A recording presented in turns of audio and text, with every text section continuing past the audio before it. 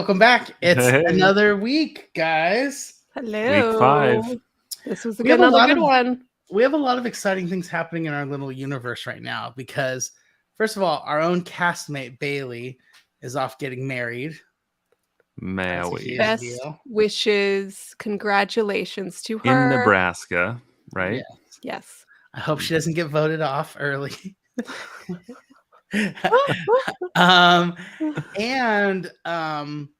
This is a big night for Up and Adam and Down with Jason because they're kicking off their first night of their first tour. And they're in Los Angeles tonight with Spilling the Tea Live. So a lot of our friends are going to be catching this in replay tonight. And I'm okay with that. This is because I'm so happy for them. That's Adam's awesome. busting his hump for this, and in a year's time, he's gone from starting a YouTube channel to having over 100,000 followers. He's done like 50 something huge interviews, and now he's on tour. Like, this is just amazing. So I'm cool. super proud of him. I'm super excited for him, and I hope he's having a great time. Let's take a look at some of our friends who are in the chat. Give me a sec, guys. I gotta forget the whole comments. Well, I think one of the first people I saw was Aaron D. Just right out the gates. He did. Mocha Rain's here. Hi, Andrea. So we got quite a lot of people here. There were a few people that even popped in just to say look hi. Who's here? Marielle. I think we have some people who were just moving that maybe moved in. So I'm excited to hear how that's going. Very cool. Oh, look, Greg's here. So thanks for joining us, guys. It's I need really to change special. that picture. What was that? I need to change that picture. Aaron. We need to do a photo shoot. Sidebar. Yeah. My alliance partner. Let's be honest. Like 10 I years think ago. this is the one from the commercial on Be Like Will Smith photo. There's an app that shows you how to. Anyways, canceled. That's it. Sorry. But yeah, welcome to our weekly Survivor show. So I have a question for you two, real quick. I was thinking about this watching the episode before we launch into the whole episode. Yeah. Do you think? Not could you? How long do you think it would take for you to be able to catch a fish spear fishing like that? Oh, love the question. Love the question. With the Hawaiian sling. Yeah. So have you like looked at one fully, like evaluated how it works and everything? While watching Survivor. I looked at it. I watched a video just to see. I saw Survivor, but I've never actually handled one or anything like that. See, that's what I want to do. Because I haven't touched one. Okay, here's like the level of crazy that you're dealing with down here in the bottom third. I am so like adamant about fire making on this show and so frustrated that I actually ordered a full-size machete and flint just so that when I do audition next time, I can actually use that and demonstrate the proper way to start a fire. So I would be more than happy to order a Hawaiian sling if that's something I can buy on Amazon. And I think I could catch fish fast because I'd be so motivated not to look like an idiot. Well, I think that if you, first of all, okay, wait. There's so much to unpack there. We do want to come back. Do you want me to get the machete? No. First, answer my question. I do want to see the machete. Is it just a spear where you just chuck it, or is it like spring-loaded? Did you watch? So it's a long rod, very long, very slender. On the end of it are like 4 spike things. There we go. They're like 4 spikes coming at you, kind of out too. So when they hit the fish, I think they kind of do that. And then on the other end, there's like, it's almost like an inner tube tire. I think that's what initially they used. And when you put your thumb into that tube and then kind of pull that sling back, you hold on to the sling. It's a Hawaiian sling. And then when you let go like that, it shoots forward. And so that's what like shoots the prongs into the fish. It's essentially like you're a slingshot, but you're walking around with it pinched. Yeah. And when you're ready, you can open your hand and it will, all the force will go down. Okay. So Natalie, I'm going to guess 3 hours, 4. I would die out there trying. Greg, since she didn't even know what the thing was, how long do you think it would take for you to as soon as I found a fish, I would be popping up out of the water. It'd probably be a little one, probably just like a nice little 2-incher, but I'd be so proud of that 2 inches. But wouldn't the littler ones be harder to catch? Because you have to be more precise with your aim. They always are. Because that would be like funny on Survivor's like, look at this little fish I caught. Like they're so proud, but everyone's like, who's gonna eat that? That's I'm always an proud appetizer. of the 2-inchers, yeah, for sure. Yeah. Really. What about you, Josh? I think it wouldn't take me I think within the hour I could get a fish. I don't know if I'd catch the first fish, because the other thing you have to think about is, well, I guess if you're under the water, it's okay. But refraction. That's one thing I thought about. But I like things like slingshots and stuff. Like I literally have, actually, I'll show you guys right here. You're good at stuff like that. I like mechanical things. This is actually like a real professional slingshot that Wally and I use in the backyard. And so I like these kind of things. So I was watching, I was like, it actually looked interesting to me. So you want to go in on one? Should we look them up and get one? Well, we could go first. You have to go fishing with Wally and we could go to that man-made lake over here that has all sorts of living things in it, I'm sure. Wait, which man-made lake? I don't know if we'd get out alive. The Commons. I don't even know if we're supposed to go. Can we go with scuba gear? I have masks. It's okay. We do a podcast about Survivor. It's fine. When the cops come, they're like, "Your skin is green now." Okay, so Greg, I'm going back to when I said I wanted to come back to what you said. Yeah. I think we need to do then. I mean, if you're up for the challenge, do not touch the flint until I'm there with a video, and let's just see from your first. Opening it to let's see how long to get a light. I'm in. Okay, so let's do that. And I haven't even unsheathed the machete. Okay, Wally and I'll come over. He'll love this. Yeah. Oh my god. For our viewers who are viewing, my son Wally thinks that Greg owns a Lego store in town because every time, I'd say half the times we visited, we meet Greg and his son's there, and for some reason, my son just threw. I mean, he's 4. He just 3. combined it. He combined it, and he thought Greg owns it. So now he talks a lot about us going to Greg's store. So yeah, it's adorable. Yeah. Wally's the greatest. Yeah. So now he's gonna just be blown away that you're lighting fires. Yeah. And I have a surprise too that's going to be part of that video at some point. So we'll do the regular thing. I'll do the thing, and then we're going to surprise fire. Hopefully, if I can make it happen. I'm interested. Yeah. Okay, folks. I wish there was a way where we could block it where only subscribers can see, but just subscribe, people. Yeah. Show your love to the show. Subscribe. Like and subscribe. And hit the like button. It's going to be dangerous. And Camille said that. Camille and Dano said that they do have them on Amazon, so I'm gonna be. And they also said they died from starvation. So we're trying to spear a fish. Yeah. Okay, so guys, I'm in. Stand by. We're gonna be trying. We're slowly gonna become survivors before your eyes. Yeah, I love it. Yeah, I love it. Meanwhile, should we talk about the show? It was quite an interesting show, especially for the Daniel fans. We should probably touch on it. Only me. Well, hold off. Let's wait till we roll out the graphics, Greg. So let's go through this show here. Yeah. So episode 4, Ika, right, ends the show. They vote off Swathi, right? That was the last we saw of her. She talks about how Boston Rob was boss number 4. I double checked the facts on that. He was the 4th to go out, and I believe the 5th time that he was on the show. Every time before that, he had done way better, and he wasn't even on All Stars. He was on a different show. So her facts were a little off. I don't know that she's going to be going to the All Star series, going off 4th the first time. But anyway, I just want to put that out there. We're back at camp, though. Swathi's not there. And what happens? Romeo, right? Yeah. Starts talking, and he's just like, Rox is not a player, isn't gonna budge, is like set in his ways, and we can't trust him. Well, and then we cut to Tori kind of talking the similar talk track. I don't trust them.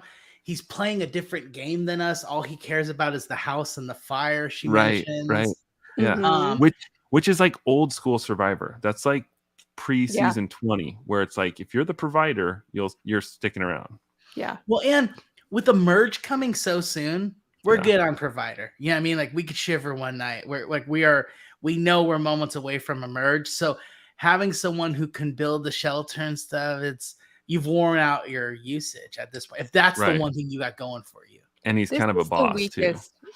The weakest bonded tribe. There's not real clear alliances here. I would agree with that. And maybe Drea and Romeo. Yeah. Let's pull up. We got some. I forgot we have our. And Romeo, I think, stepped up his game substantially. He's, later talking about coaching. And Tori actually won me over a little bit this episode, because Tori was, I thought, the least, best player on this tribe. But I think Roxroy's given her a run for her money. I really wish I could move these graphics around. But until we get Bailey back. Hi, Greg. I can just hang out over here. Well, I'm trying to... That works.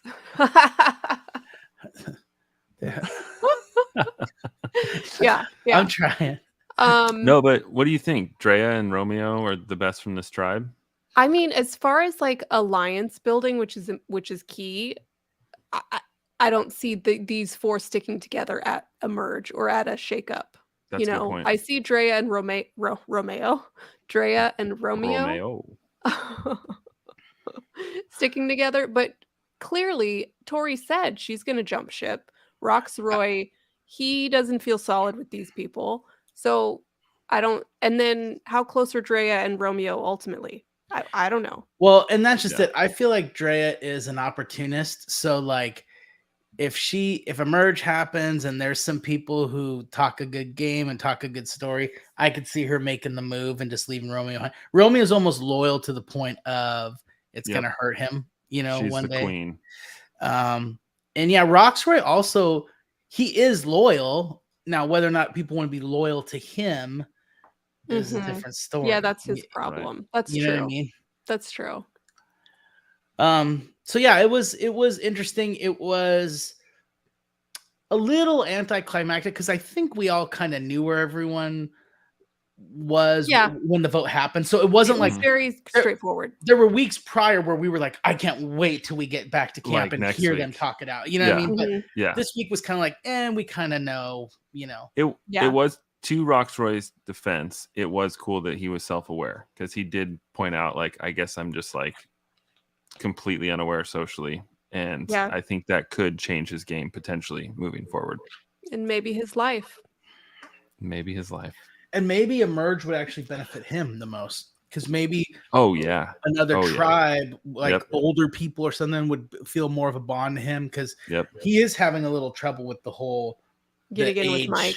Maybe. Well, and just he's always positioned as like the dad. Yeah, if he gets on with like a Mike, and even though Jonathan's younger, he still carries himself like he kind of has older stats. And then there's also some women on the other tribes that are a little older. I think he would fare well after a merge, possibly. Yeah. Right. Yeah. And then back at Taku. Yeah, back at Taku. Yeah, we got to see all three tribes. I think it is an appropriately named tribe with Marianne and Lindsay. Oh my gosh. Nonstop chatter. Could you handle that? As Jonathan said, how much these girls talk drives me crazy. I felt for him. He also said, I don't know why they feel they can't be silent, but there isn't 5 seconds where they aren't going. I liked that they even filled the air with noise when he just asked where his canteen was. You're getting warmer, you're getting colder, you're getting hotter, you're getting warmer, and let's argue about what the game is of hot cold. And he's like, no, I'm not doing this. And then he goes and fishes for like 3 or 4 hours, and he can. Yes. And that's a good move on his part, because it serves a lot of purposes. 1, he gets peace and quiet. Yep. 2, like he said, it's kind of like it is relaxing for him to get out there. And I would think it would just be fun to go out there and do that, Totally. And then when you get back, if you've done it right, well, you've got food, which they desperately need. It sounds like all the tribes, but the whole no rice thing. Yep. It's rough. A factor. It's a factor. Yeah. I felt I can see both sides as far as like, would it be annoying if you're not in the conversation? Yes, it would be annoying. If you're an introvert maybe, or even an omnivert, which is also an option, then yeah, you're not going to want to hear chatting all the time. You're going to need some alone time. But if it were me, I could see me being someone like, if I've hit it off with someone and I just want to chat, then let's just chat for a while. But I'm also self-aware. I would be aware of other people being like, oh my especially God. Jonathan, who's like the Adonis that's carrying your whole tribe on his back. Yeah. Like, give the man some rest and relaxation. Like, like they're annoying him so much that he goes and works harder. He goes and works harder. Like, what? He's so annoyed. He goes out and does physical labor before a challenge. Yeah. Yeah, I was right there with him, and I only saw 30 seconds of it. I would have killed myself. Well, and then what I did notice was that Omar starts talking about it, and he's annoyed by Marianne too, but he's like, we got to keep her in our back pocket. Do you remember seeing that? Yeah, because I can tell that him being the brains could possibly keep Jonathan alive, because everyone online is saying Jonathan is dead at the merge. And I'm hoping that Omar can keep him alive, because I would love to see Jonathan play it out. Yeah. My thing is, I think you would be crazy to say that Marianne has like mean bone in her body, or a like she's doing it on purpose or whatever. But she's like, she almost reminds me of Will Ferrell in Elf. Just completely sweet and completely unaware, and you're just like, chill out. So lovable, but like, and she totally means well, but she would drive me nuts with all that. Mario Kart, I'm the best. Blah blah blah blah blah. Yeah, some of the talking was just to fill the air, and I'm like, what? Yeah. No. It really was. Yeah, and it'll be interesting if they, well, I guess, next episode, things are going to shake up, it seems like. So, but if Taku went to tribal, like, who would go home? Like, are they going to release Marianne home when she's got so many advantages? But then who else would they? Hopefully not Lindsay.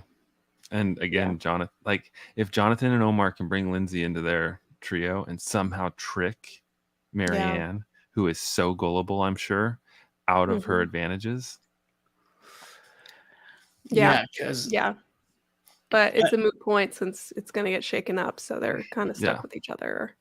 Yeah, it is wild how things just drop and change at like on a dime, just like buffs. Yeah. Just like a buff. So we visited Ika tribe. They take us to Taku tribe. This is a rare opening where they take us to all three. So we land over at Vadi tribe, and there we kind of have what was Daniel. Yeah, so they're definitely, everyone's been together a little while now, and so we're starting to see. They basically gave us a tour of like the cracks of each tribe. How's everybody feeling? Yeah. And so this one was interesting because kind of the thing they highlighted the most was, and it's almost kind of mean they did it to have Jonathan go fishing and bring out all the fish.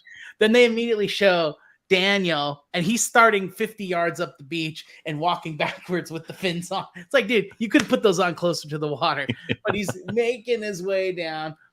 He goes out and he's going to swim.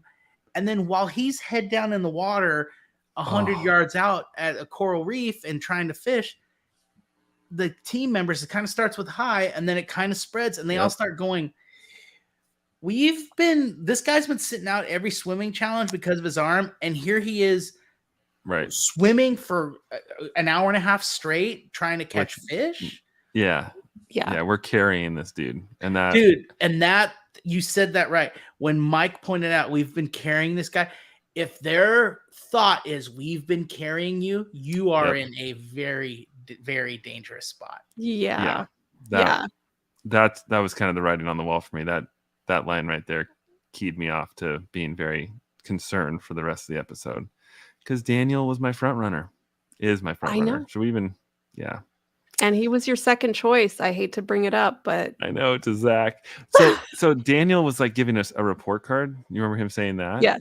And he's like, morale wise, we're a B. Everyone's all like smiles here, but then performance wise, we're like a D-. It's like, yeah, this is going downhill. This is not good. Yeah. Poor Daniel. You know what's funny is Aaron mentions Daniel should have stayed on the beach and played his game there. Yeah, I think though his play was, I would imagine his play was he wanted to show some usefulness by bringing back fish, and instead he brings back a whole lot of nothing and failure. Yeah, a bunch of failure and a bunch of grumpy people back on the shore. Yeah, right. That are just talking crap about him. Yeah, so it was very interesting that it's like, and they only gave us one challenge this episode, and it's almost like they wanted to have more tribe time. Yeah. I didn't like Daniel. I'm married to Daniel. I'm telling you, I've looked around. I can't find a fellow Daniel fan. But yeah, so that just ruined the show for me. And then we go back to Ika tribe, right? And that's where a couple of people are looking for an idol. Mm-hmm. And who is it? It was Romeo and Drea. Yeah. Yep. And it was it Romeo? It was one of them said we got to start looking for this thing. Yeah. Drea. Drea. That's interesting. And so the opportunist. Just like you said. And she was like, yeah, we need to start looking for it, which is interesting that it took this long for them to start looking. Like, with them, everyone keeps saying Emerge is very close. Why would you leave that thing out there? Like, no. Yeah. Yeah, it's like the producers are like waking him up, like, "Hey guys, you want to go play the game now?" Yeah. Right. Hey, right. It's 9:00. Time to wake up. Okay. Yeah. I know you're on this comfy bamboo bed, but the bamboo bed. So they find one. Yeah. Yeah. They find out why Marianne has been saying these weird lines. They haven't heard anything from Mike because he's playing this alternate game where he thinks that it becomes live at the merge, which I still need to confirm whether or not that's true. I literally turned to Natalie. Again, we try not to talk a lot because we want to have our conversation here. But I did turn to her and I go, is that true? Because he's saying if nobody says, they each have a line they need to say to activate them. But he was saying he was under the impression that if nobody said the lines, but he took his to the merge, it becomes active at the merge. No, there's nothing about that. And he said, which was interesting, like, and if that is true, I think he made a good point. He said, we shouldn't say anything because if we can get to the merge with this thing and they don't know we have an idol, boom, we have an advantage. So then they go. The first time he hears the lines from Marianne, then Drea, right? He blurts his out, and I thought multiple times. Like he says like 8 different variations of it. Like he's like making sure that he says the line exactly right. Yeah. And I'm wondering if maybe someone was like, "Hey, dude, what you think isn't the case. You better go activate that thing if it becomes an opportunity." And then he did. Maybe. I don't know. That's a good point. Yeah, he said he was going to just go with his gut in the moment. Yeah. That doesn't seem like Aaron, strong gameplay, but nobody needs to know that.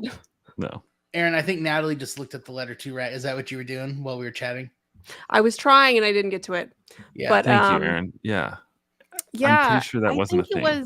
It's just like if people get picked off, it becomes stronger. Right. But nothing about the merge. Yeah. So beginning of the challenge, Jeff calls them all in. We're not saying guys anymore. Come on in. They get a view of another crazy challenge. Starts with the net ramp, which I think those are so hard, but I prefer going over net ramps than under, because when you go under, it's always in like 1 foot of space with like sand in your face. Can't handle that.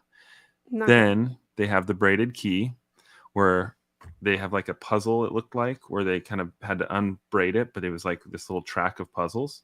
A few people figured that out faster than others. Then they had the machete, which was a highlight for me. Not because I have one, but just watching one individual that we can talk about in a second. And then, of course, sandbags. I feel like they like got some deal on sandbags, maybe at like a cost like surplus store. And they're like, every challenge we have will have sandbags. And they ended with it. And before we started this, just before we start, yeah. I do need to highlight this because it's going to come back around again. They said, we need you guys to have someone sit out over on Vati. And hand goes up. Daniel goes, hey, guys, I'm not going to do much good for you guys. I'm going to have whispers. Oh, yeah. So the one person who sits out this challenge is, again, Fisherman Daniel. How was he able to sit out so often? As long as it's not every other, because you can't sit out the same person twice in a row. No, but it's like anytime he's eligible, he's back out. Yeah. Daniel. I know. I don't know what was he there for? Okay. It killed me. Challenge starts. Boom. Okay. Out the gates. The races. Yep. Yeah. Kind of predictable. Early on, Jonathan starts throwing team members up the net. Yes. Although I will say, Drea did a great job. Here, I gotta pull up some of these. Oh yeah, she did. She did. They show her just powerhousing her way up there. Where is she? Here she is. Just because I gotta put these up, Greg, because you did. Fitness consultant. She's got that upper arm strength she's been working on. She's a beast. She showed it. She's the one that's going to be in the individual immunities, like causing trouble. So yeah. Great. These the nets, just so people know, the netting, it started high up, so the chance of most people being able to grab it and pull themselves is going to be slim to none. So these tribes were all basically helping each other get up, and they would leave their strongest person, their Jonathan, their Drea. I didn't see who on the other tribe because they didn't cut. Was it Omar? Maybe. I don't know. I don't think so. I don't know either. But the last person kind of ended up having to just really pull themselves up, and so of course Jonathan did it. And but yeah, Drea, he just threw everybody up and then pulled himself up. Yeah. And Drea gets to the puzzle and flies through the braid.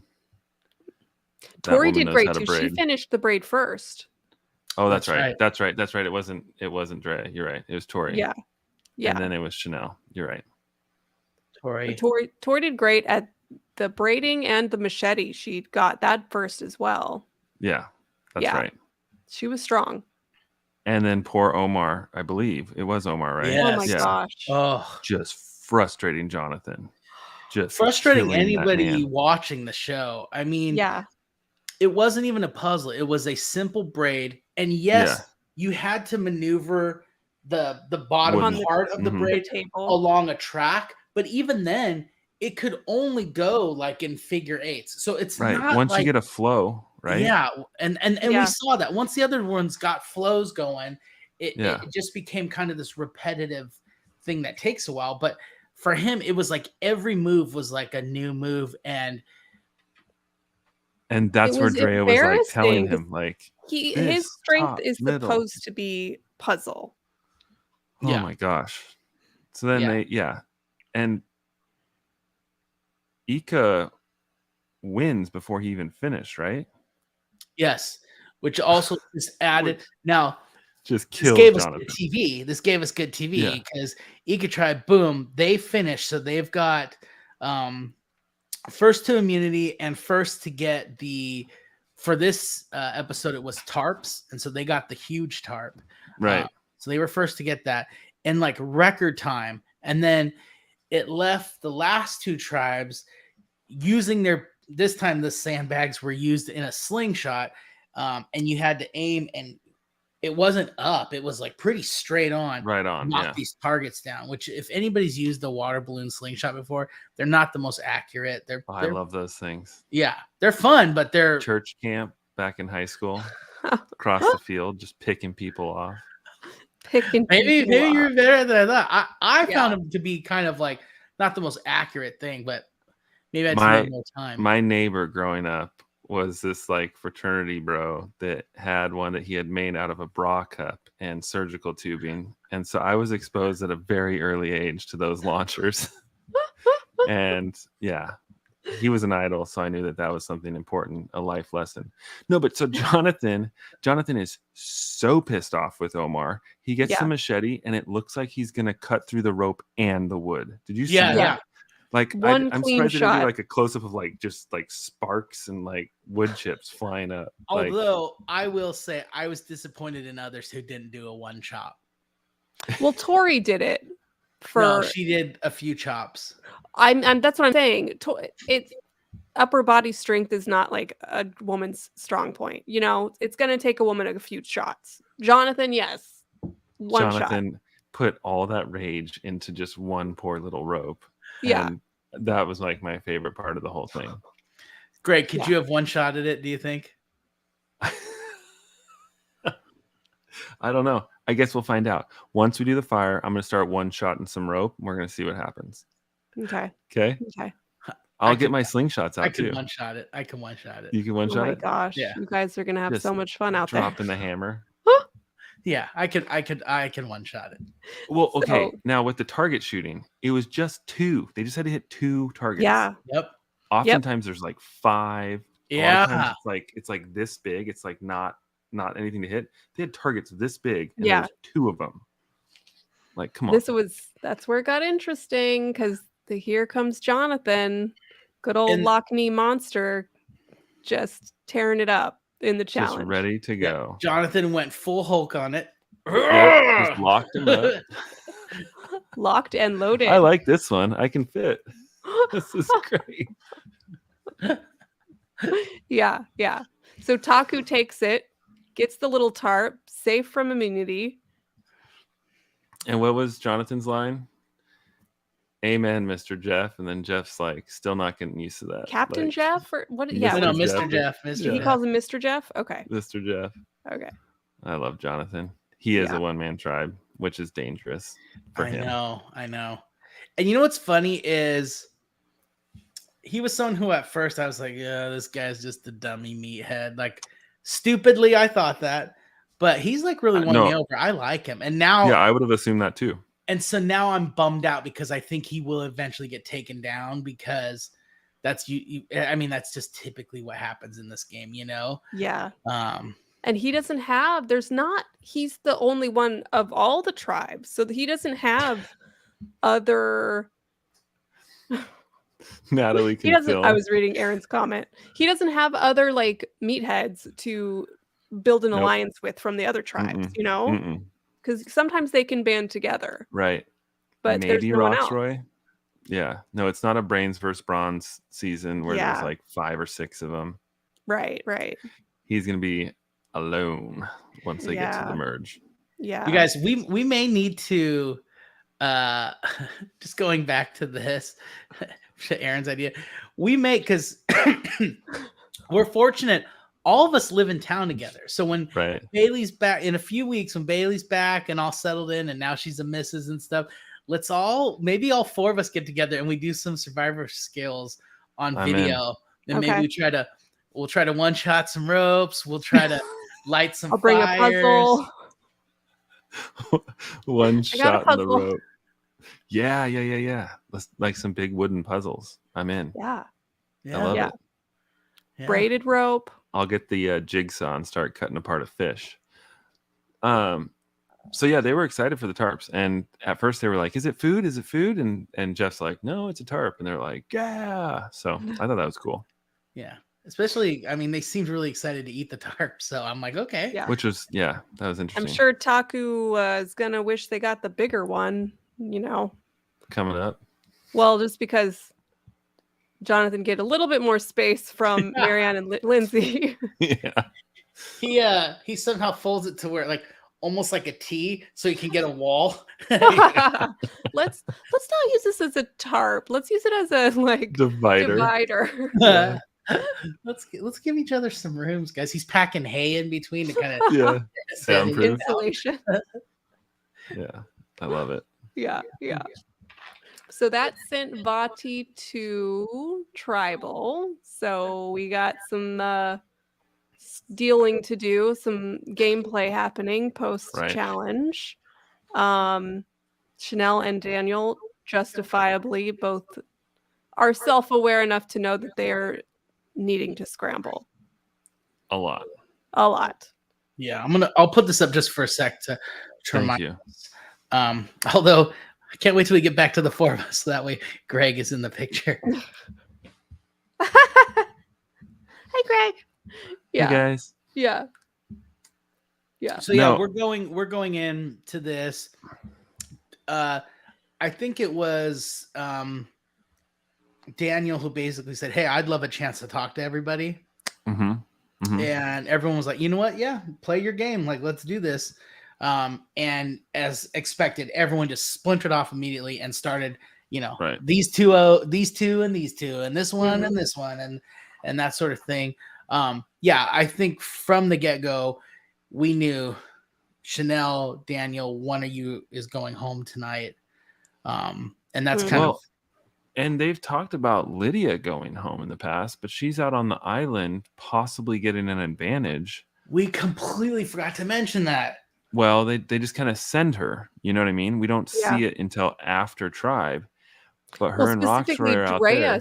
Drea said it, but the Ika tribe chose who would go and picked Lydia. Yeah. And then Hai is like, well, Lydia's in my back pocket, so as long as she does what she's supposed to do, we're fine. Yeah. I thought this was one of those where it felt kind of straightforward in a lot of ways. But in true Survivor fashion, it didn't end up being so straightforward. No.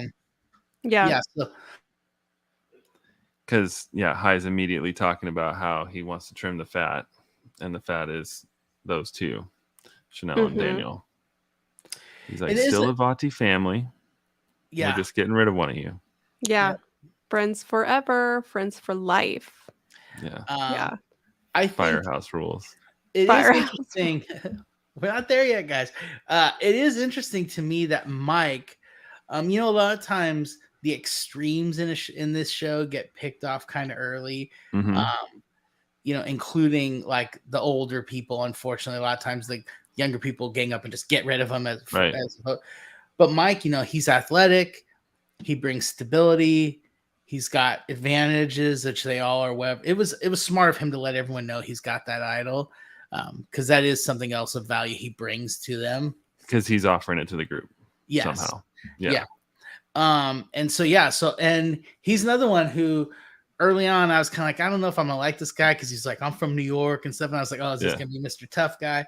But no, he's kind of a gentle giant kind of guy, kind of like Jonathan. I have him bolded as my third choice after Zach and Daniel. Don't do that to us. I don't want to. I know. Pick another loser. I'm sorry. Dork guy. I know. How is that?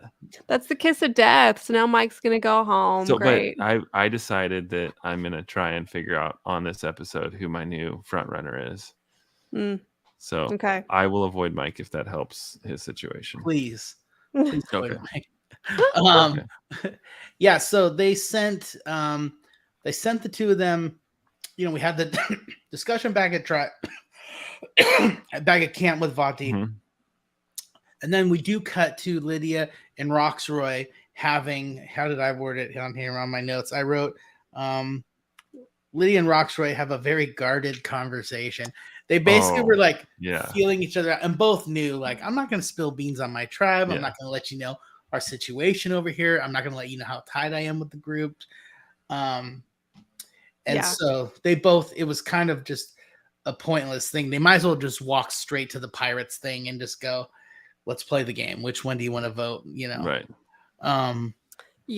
Which, given where Roxroy is, it was interesting that he was still so guarded. He wouldn't be interested in like building an alliance with someone from another tribe to cross over. His tribes called him out on it. He doesn't have a game. He's unaware. He's clueless. It was shrewd of them to pick those two people, because I would just looking looking at the two of them, I wouldn't expect them to hit it off on a personal level at all, or be comfortable talking with each other. You know, like they're just completely different people. So that was really smart. We're gonna send Roxroy and Lydia. Yeah. Yeah, let's see them go hike a hill. Nothing's gonna happen there. Figure something out. That's true. That's a good point. Yeah, I wonder how much thought went into that decision, because it's always edited short. They're just like you and you, but yeah. I didn't think about that.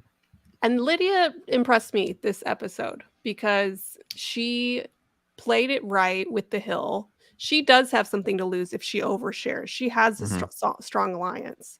And she chose the safe route because she was thinking about, I can't lose my boat in this very important next tribal council. So I liked her game this episode. And she was talking about how she's overcome so much and she's like in love with her body now and all that kind of stuff. That almost made me think that they were going to send her home for a minute. Like they were kind of giving her that like outro.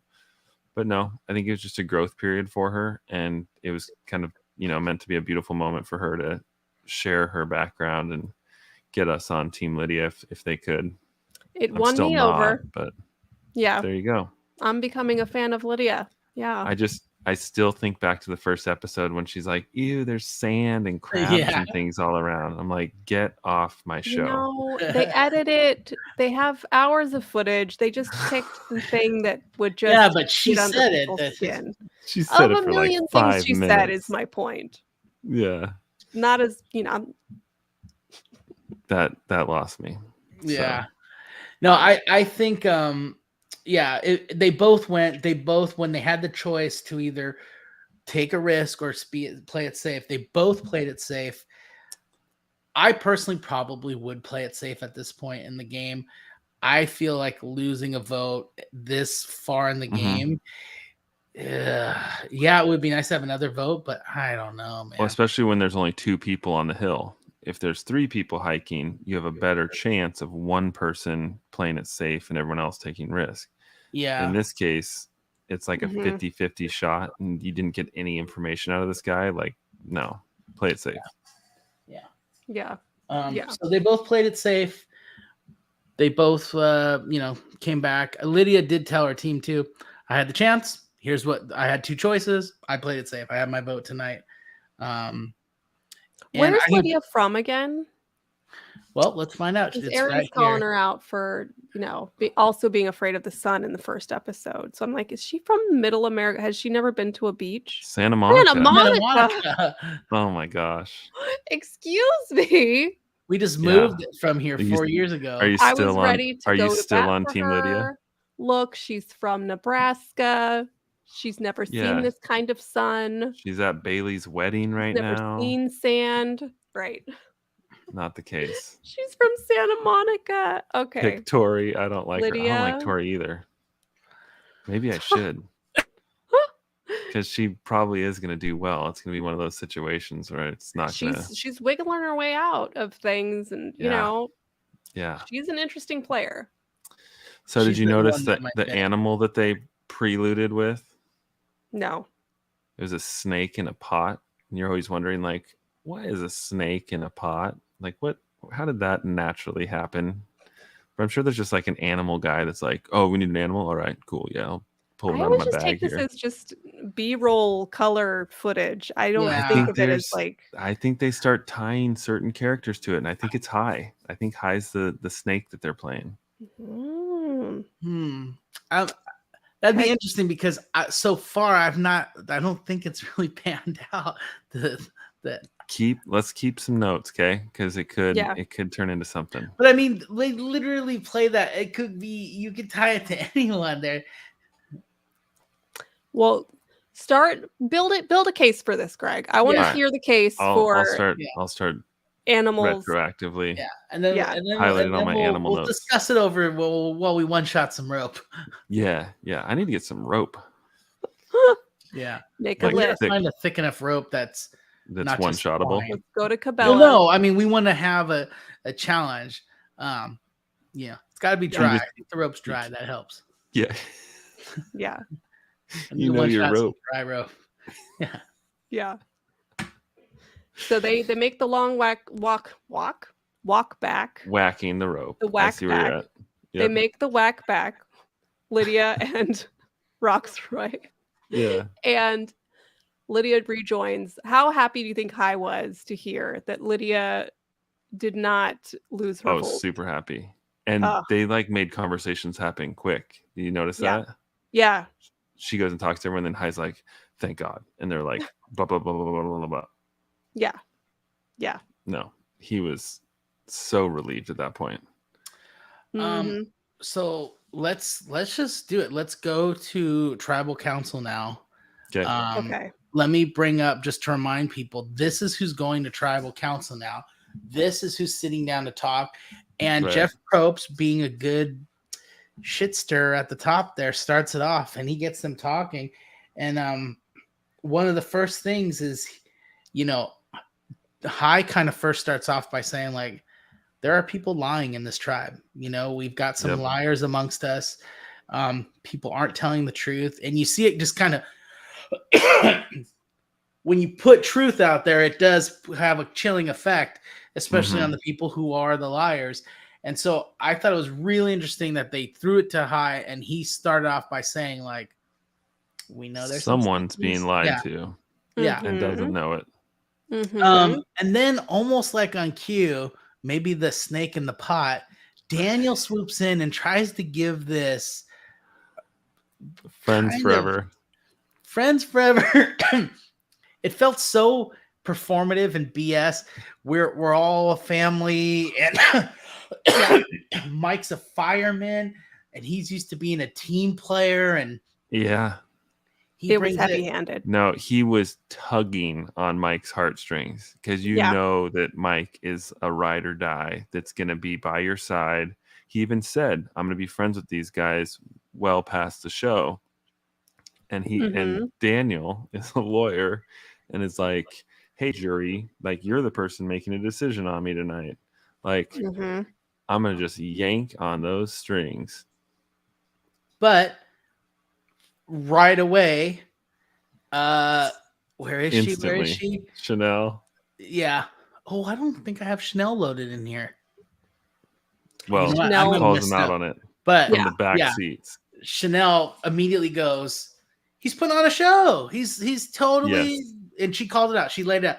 She's playing Mike, or he's playing Mike, and he's tugging on Mike's heartstrings. And so, I think it was really good that when it goes back to Mike kind of, and Mike's like, I will try to be friends with people, but tonight I'm playing Survivor. And so I think it was his way of just kind of alerting everyone. I'm sticking with it. I know I have to put someone off, so we are going to remove someone, and that's the game. So things seem kind of clear with those statements, right? But, as we get farther into this, it got really confusing for me. So, really? Yes, it got confusing for everybody, because we started to see the votes come out. Chanel, Daniel, Mike. Yeah. What? Who voted for Mike? Yeah. And and why? That was a shocker. Yes. And who led that person to do so? Because it was Chanel that did it, right? It was Chanel. That's my question. She's in the dark. Was it? It's confusing. Was it her idea, or did someone tell her to write his name down? Were they trying to split in case someone played a advantage or something? Right. This is one of those. She voted for Mike. Well, this is definitely one of those. Pull that back up. Yeah, this is definitely one of those episodes that makes me can't wait to get back to camp early at the start of the episode. So Chanel voted for Mike. Mike and Daniel voted for Mike and Daniel voted for Chanel. Okay. And then Hai and Lydia, they voted for Daniel. So 2 on the right voted for the top left, 2 on the left voted for the top right, and then Chanel throws this erroneous vote towards Mike. Erroneous, yeah. Erroneous. And what the heck? So and is that High or Lydia her? convinced Chanel to throw her vote because they knew they needed to knock out a Chanel vote or a Daniel vote in order. Yeah. Wait. So it puts it to a tie. Right? Am I saying that right? That doesn't make sense because Chanel wanted Mike and Daniel. She should have wanted Daniel gone. If she would have just voted for Daniel originally, there wouldn't have been the. She knew it was between her. Yeah. So it doesn't make any sense. Unless she thought someone else was voting for Mike, which I guess she clearly thought someone else was. Unless my theory was because she's kind of a snake and she's not been loyal before and she's playing games, maybe she threw it in just to stir the pot, get people feeling suspicious. Yeah. Yeah, but I don't believe that because she's in a situation where she knows it's her or the other guy probably going home. Why would she not give a vote to that guy? I don't buy that she did that to stir the pot. I think someone tricked her and said, you know what? Now is the time to take out Mike. He won't see it coming. And that way we're safe from that. And that message just didn't make it through to the person that she was trying to talk into it. Or they agreed and walked away and went, no, I'm not doing that. Yeah, she should have gone with Daniel and work something out with him, knowing that they were on the bottom. But that's what I thought too, is maybe Daniel told her, let's vote for Mike, and then he didn't. Yeah, we may find out. Oh, maybe convinced her, so that way there was one less. That could make some sense. And then how when dirty he's would talking that about be? being And then friends for Daniel's life, tribal being like, we're a family and blah blah, trying to pull at Mike's heartstrings, knowing that someone's going to vote for Mike, possibly that him. would be nasty, dirty. Can't wait to find out. Yeah. Otherwise, I thought it was a straightforward. We kind of expected all along in this episode that Daniel was on the chopping block, and then ultimately he was the one that went home. And to me, I would have voted for Chanel because Daniel wears his heart on his sleeve more. You know what his strategy is. And he's going to be kind of weaselly and kind of more loyal that okay, I'm with you guys. You didn't send me home.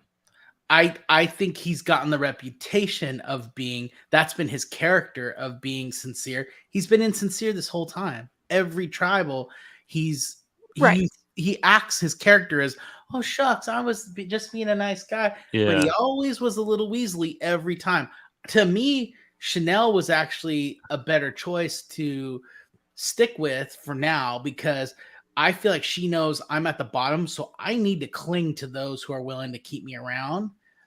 And so I think she'll be easier to manipulate. Camille and Dan remind us that Daniel did try to steal Mike's idols, which there's a chance that was the case. He's either super forgetful and just or he is malicious and I don't think he's not weaselly. I think he's just obvious. That's what I mean. But I don't think he is. Okay. I think he's fooled everybody by being the lawyer and pretending like he's obvious, and he's never been obvious the whole time. I mean, you can see through his game. Everyone has guessed what his game is the whole time. Yeah. Yep, Mocha says it really well here. Look at this. Daniel is a liar and a professional at that.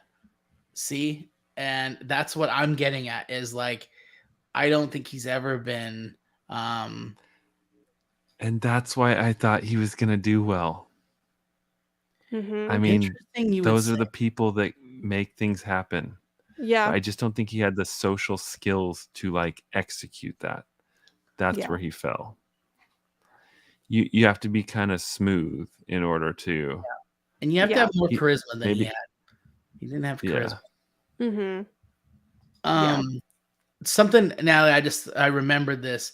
You wanted me to load this in. You found, because we were talking about last week about the shot in the dark and how the shot in the dark was done. Right. So tell us about this. This is okay. So last time we were talking about the shot in the dark. That's the dice that everybody has. if you play it at tribal, you get a 1 in 6 chance of being safe. Mm-hmm. And the question I had was, as people play it, does and everyone's does not get the safe, do the chances become greater? Like, we were saying now it's 1 in 5, and now it's 1 in 4. Yeah, we were saying, are there 6 scrolls written out, and you're choosing one, and if it keeps getting to no, then eventually you have a That's right. Or is it literally we're gonna roll the dice every time? Right. So there are chances nobody ever gets the shot. So I did some research. I went straight to the source. Executive producer Matt Van Wagenen. I didn't go directly to him myself, but I found an exchange of him in Twitter with another Survivor fan, Chrissy Hoffbeck. And so in this exchange, he confirms that it is always 1 in 6, basically. So it's replenished. This, like, the parchments that are in the, fishbowl or whatever. It'll always be a 1 in 6 chance. And then at merge, it'll then become a 2 out of 12 in the fishbowl. Well, that's what Eden was hoping, right? Oh, nailed it. You're right. Yeah. But it's still the same odds. Yep. Same odds. It's just more paper to fish through. Papers in there. Yeah. So just wanted to clear that up. And as we're talking about, all of these nuances, I thought it would be a good point going into the next episode where they're hinting that it's not a merge, but they're going to shake up the tribes somehow. I'm thinking maybe they're going to go into 2 tribes. Just to kind of recap where everyone is at with advantages. So I'll just read off what I've got. Drea, who do you want to start with? Ika? What's that? Give me a tribe first. So it's all mixed up. I don't have it by tribe. Yeah, they're cross. Because there are ones that are like people together. I'm gonna try to pull people up, but okay. So Drea has a piece of the amulet advantage. That's the one where they play it together. Fake blood, right? Combined, it's an additional vote. The amulet serves as an additional vote. With 2 pieces, it is then a steal a vote, and then if there's only one that's left, it's full out immunity. It's an immunity idol. And it's only good until the final 6. Now, Drea also has an extra vote from the winning the prisoner's dilemma with Marianne. And then from last night's episode, Drea also has the actual immunity idol, the Bewarer. That is now activated. Yeah, that is now activated, along with Mike and Marianne. So Drea and Marianne are both powerhouses. I mean, Drea's got the trifecta, and then Marianne has 2 of these advantages as well. That's right. Yeah, and then Mike hold on, she did the prisoner's dilemma, and she has the idol. So I'm just recapping for people. Yeah, it's confusing. Because she was all about saying the weird slogan. Yeah. About rabbits. And then Mike has the idol as well. With the three phrases idol. Yeah. And then no one else has an extra vote. Nope. And then who has the other parts of the amulet? Hi and Lindsay. Okay. Yeah. That's right. It's Lindsay. That's right.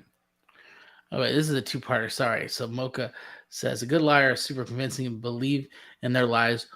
That's why people truly believe them. That's the thing about some of the past players who make it. And then she adds, and you think about Survivor as more of a game of BS. And if you're good at reading people, you probably have a better chance of Survivor. Just my thoughts. Yeah, Mocha, I will say for the most part, I think you're right on, except the one thing that kind of keeps throwing a little hurdle in there is all of these carnival style kind of, all of a sudden you've got immunity and I don't, and I've got a thing that cast out anybody who wore red today, and like all of these, like, you hate it. Yeah, it drives me nuts. Yeah. I don't know. But it's, I think with the evolution of the game, it's almost become essential to have these little true. I get unpredictables. You get it, but yeah, I get why they did it frustrates you too. It'd be awesome if we could get 18 people to play a game that have never seen the show. Or why don't we just do a back to basics season? Jeff, are you listening? I'll go. Yeah. I like to think that Jeff watches every episode of our show. Yeah, of course. Oh yeah. He just doesn't comment. I'm just kidding. He gets bored and lonely out there on that island, in between episodes. What's he doing? He goes out once a day and screams at them while they're, swimming through the water and stuff. And yeah. I like this question. How would Richard Hatch fare? It's a totally different game. I don't know. Yeah. Yeah. It's a fair question. That'd be an interesting question to ask Richard. Because he's dealt with some stuff since winning. Oh, and he's 20 years older physically. Oh, I didn't know that. Yeah. Well, because he did tax evasion, right? Pretty sure. So if he went to jail, he made him more skilled at surviving. So he's like real good at being naked Richard now. Oh, yeah. Oh, boy. And he knows how to make no problem alcohols and different little treats using top ramen and stuff. He's just different little treats. He knows how to hide the immunity idols. He didn't even play with the immunity idols, right? That was a new thing after him. He found a second pocket most people don't know about. Aaron with the huge fish comment. By the way, can we talk about that for a second? Like when they find idols and then it's just like right into their pants and then they're like passing it around and stuff. Like, dude, no, thank you. They're all gross. Well, when that's Daniel's the one thing I'd have an issue with. That's the one thing. Well, when Daniel had found the letter, oh, here it is, plastered to my nuts. Sorry. And he and then hands over to Mike, and then Mike's like, hey, give me that, and just grabs it. Yeah. Doesn't even think about it. Yeah, I think they're at a whole other level of dirty, and they just accept. They are all pigpen, on Snoopy. Everyone's got the little dust cloud, and they're all just like, we're all filthy. We're disgusting. We're surviving. Yeah, I mean, like Lydia said, they're stripped down to their basic element, Yeah. They're not thinking about hygiene. Yeah. Yeah. It's true. Hey, Greg, could you one shot an idol into your pants? Easy. Yeah. I could. Now, could I one shot your idol from your pants into my hand? That would be challenging. We'll save it. We'll try it on the video. Just you and me in boxers trying to one shot rope with just idols hidden in different places. Hey, can you see my idol? What are we watching now? This has gone dark. Yeah. What are we watching? Question. There weren't any idols. You're never gonna find it. Oh my gosh. Might as well be naked and afraid. Okay, so the next episode, they're talking about a merge. They're talking about 2 hours, by the way. 2 hours episode. And I am so excited. That's like Christmas for me every year when they have the 2, because the first one is always like I shouldn't say a slog, but it's like you kind of expect the 2 hours. Yeah. You kind of know what you're going through. In this case, there's usually a lot of like ups and downs, maybe a couple tribals, maybe two tribes go to tribal. Like there's going to be a lot of things happening next episode. It's going to be fun. Ooh-wee. And we're going to get to see what post-tribal look like too. I'm really hoping for some explanations. I know. Yeah. I didn't even hear Daniel's goodbye spiel because I was so like locked in on like who wrote Mike's name down. Yeah. I didn't either. What did he say? I don't know. Yeah. At that point, he was dead to me. Yeah. I'll have to go back and watch it. I something about that's how we find meaning, and then I wrote Chanel voted for Mike. Why? Yeah, I can't wait to get back to maybe the first hour next week is just them talking at camp. Like, wait. Yeah. Just tell me again, why did you vote for Mike? Yeah. And Mike just and then cutting to one-off interviews. Yeah. No, because of the show that we've started here, I've started following more and more people on Instagram and Twitter and all that stuff. And there is so much like speculation out there and statistics and things. It's really fascinating once you get into it. But what I've found is that I have to always check into it like the day after our show. Otherwise, it's going to like kind of cloud my judgment on the previous night. So I'm excited to do a deep dive tomorrow. Yeah. Really get into the Twitter sphere and all the people that I'm following on Instagram. It's been a lot Greg of fun. and I work together, folks. So I know Greg will be at his computer tomorrow because he'll be doing a deep Survivor dive. Yeah. My boss is watching. Joking. Just kidding. So are we ready? I'm working. Oh yeah. Are we ready to go to tribal? It's time. I'm ready. You can see the fire now. Oh yeah, you can see more of the fire. Yeah, with Greg being the only one down below. Okay, so to remind our viewers, each week we vote someone off. It could be someone up here on the show. It could be one of our viewers. So yeah, let's see. And I was thinking I'd vote for Daniel just because he did me wrong, but I have other ideas now. No, we can't vote someone on the show. That takes away. Oh, and look at this. You got to open your pen. That's a monster Sharpie. That's how they do it. Oh, oh my God. I need to get you guys some of these. Oh, is your room right now? Oh, I'm on cloud 9 already. I should have opened this at the beginning of this show. Dude, we could one time this. Oh, man. All right.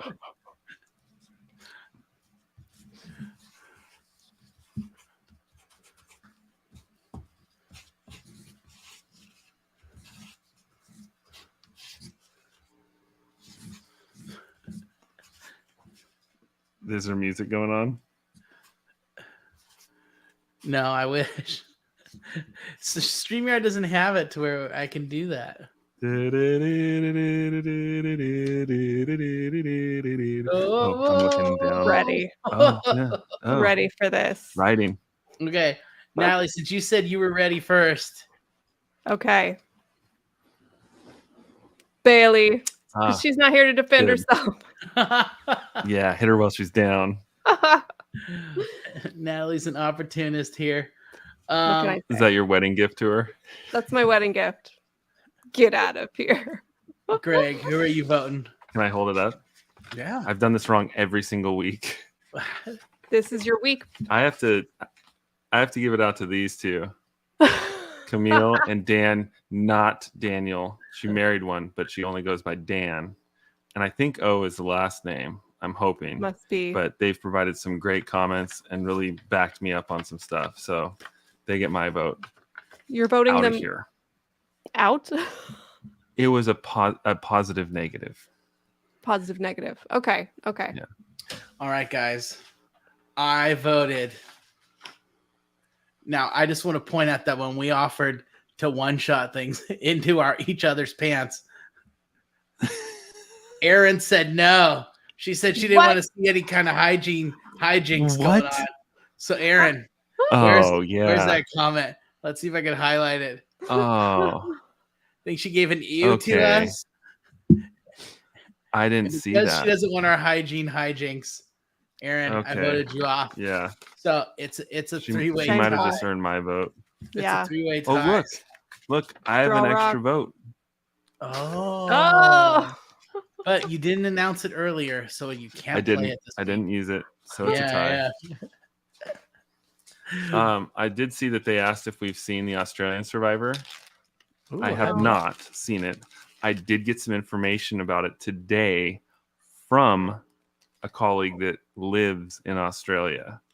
So just a few hours ago, I was talking to a friend that I used to talk about Survivor with in the office. She moved down to Australia for the job.